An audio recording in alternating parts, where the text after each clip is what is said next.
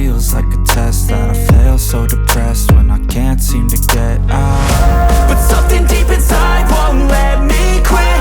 I swear that I'm inspired by all this shit. Tell me that I can't and I won't, that's what guides me the most. Fuck your lies, I'll do what I want. The gas in the middle of the set, never leave, she's so bad that the chick made the brag. The gas in the middle of the set, never leave, she's so bad that the chick made the brag.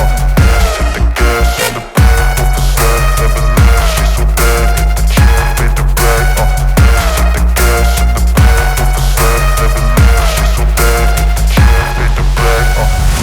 I'm inspired by thirst, I'm inspired by worth. I desire your worst, so you can just hide while I work. I ain't tired, you first. I'll write a second, third verse about the lies you go disperse. You never did shit, I know it hurts.